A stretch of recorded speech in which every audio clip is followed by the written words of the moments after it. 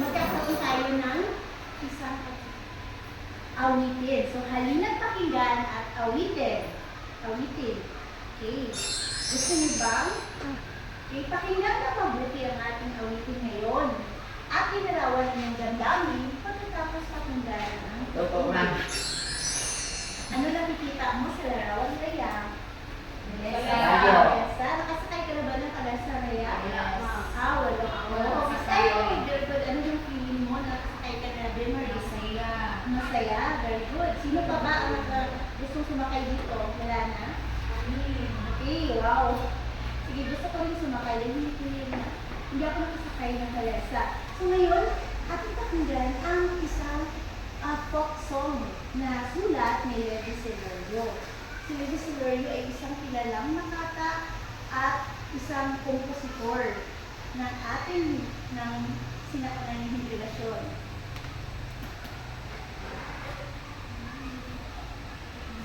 Okay, pakinggan mabuti.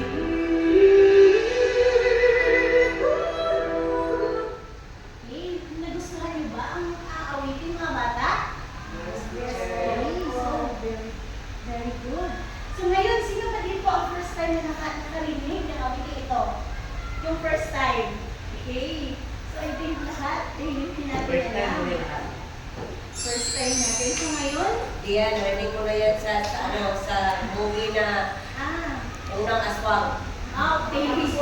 Sa awiting kalesa, ano ang yung napansin, Nicolas?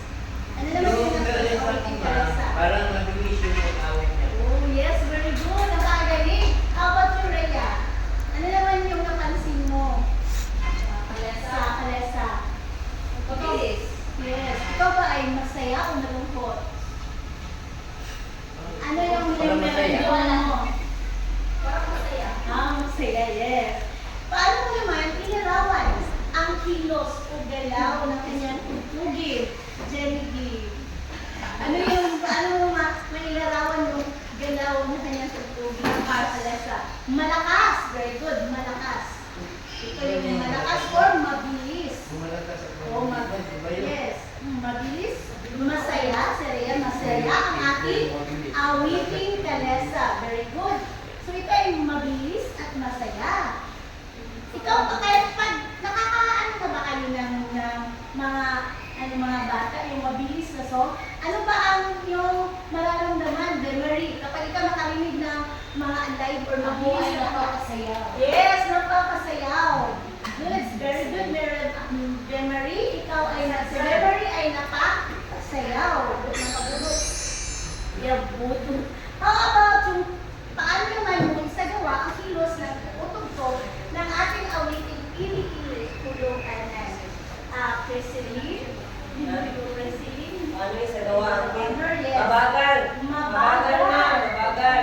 Ano naman yung nararamdaman? Yes, Ano yung class. sabihin ng ili-ili, ma'am? Yes, tulog yung bata, baby kasi yan, baby. Ili. Ito yun yung ilagay nun o pinunggo. Yes. Parang inday o nineng. So, kumatulog man. Yes, gusto, yes. Nakakaantok, no? Pag ito ay mabagal. Diba? Sino sa dito ay gumagamit ng mga sounds or mga tugtugin na mabagal kapag kayo ay nag-walk? Ginagamit yan, ma'am, ng mama ko na nagpapatulog siya ng kapatid Yes. ko. Pero hindi kayo naboses. Pinatugtog mo, ma'am, ng gabi.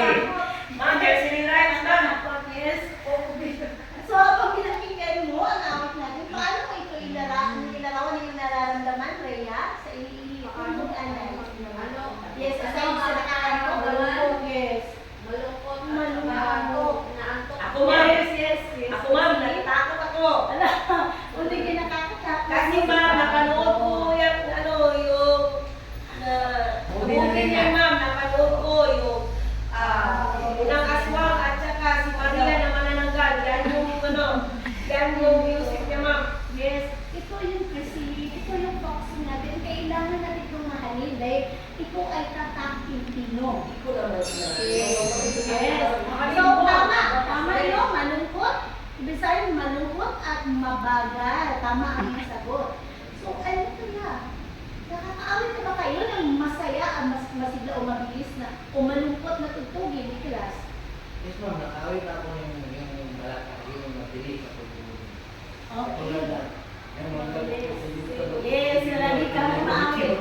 Yes, dahil pala yung pag-ibig. Hindi man yan, rap yan. So, yes. So, katulad din ng mga bagay sa ating paligid mga bata, mayroong mga gumagalaw. Yes, mga hayop, at tayo gumagalaw din. At sa musika din, ay may gumagalaw, may mga galaw dito, katulad ng bilis at bagal ng tugtugin. Excited na ba kayo kung nalaman kung ano ang mga ito? Yes, ma'am. So ngayong hapon, ganyan, pag-aralan natin at alamin ang tempo at mga uri nito. Okay. So ang tempo, mga bata, alam niyo ba ang tempo?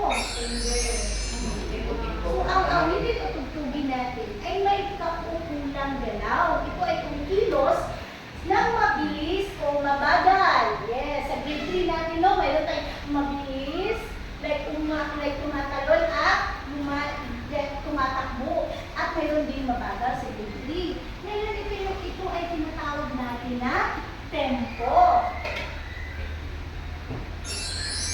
So, ang tempo, mga bata, ay tumutukoy sa bilis o bagal ng musika. So, pag sinasabing mabilis, para itong galaw ng tao na parang ito ay mabilis o naglalakad. Parang hinihingal. Yes. Bilis eh. Ayon sa kanyang kilos o galaw, ito rin ay nagbibigay ng damdamin sa mga awit na nagpapahiwatig ng emosyon. So, emosyon na nais iparating ng isang awitin o ng isang kompositor. So, pag yung isang kompositor mga bata ay gusto niya malungkot siya, ang kanyang damdamin, nagsusulat siya o nagkukumpos siya ng mga awitin na malulutuin at puno ng damdamin at emosyon.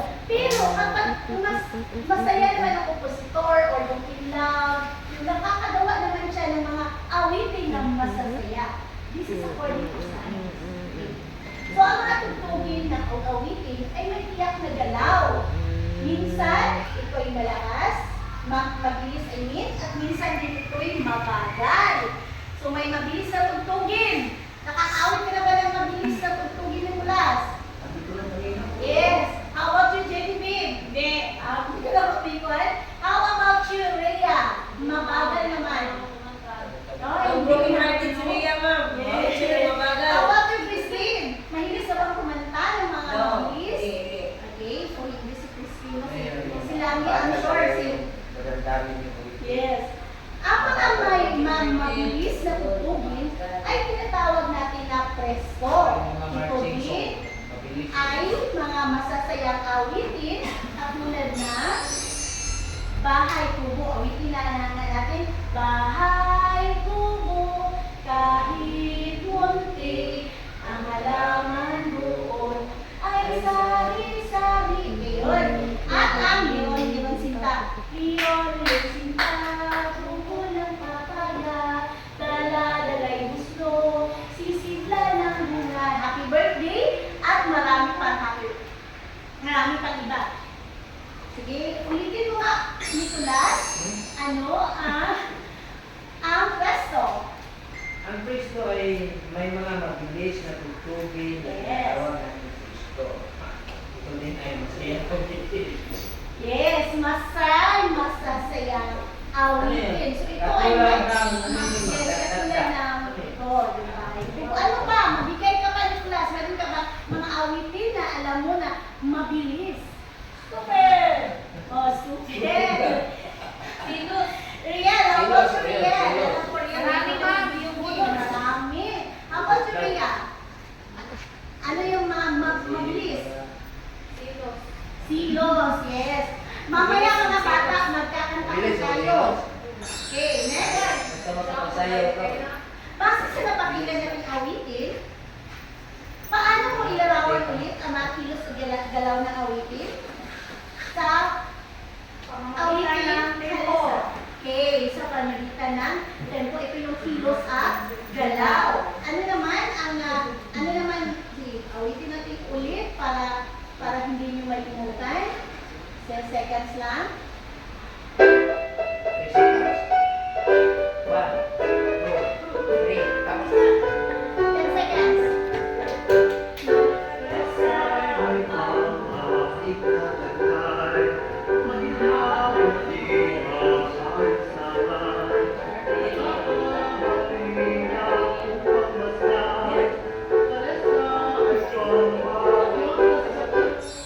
Yun. Ano naman? Paano ito ilarawan? Mabilis. Kilos. Yung kilos na mabilis. Mabilis. Ano pa, Rhea? Ja. Okay. Masaya. Talon. Masaya. Very good. Awit. So this ay mayroon din mga awitin na mabagal. So, ito yung paano natin inaawit ulit ang kalesa ni Kulas. Sabi na mabilis yung pag-awit. Mabilis, Masaya. yes. Masigla at masaya. Very good. Ulitin mo nga, Ariel. Masigla at masaya. Masigla at masaya. Yes. Paano naman natin inaawit ang awitin? Ili-ili, tulog, anay. Okay. Para hindi nyo makalimutan, paano natin ulit? Na 10 seconds lang.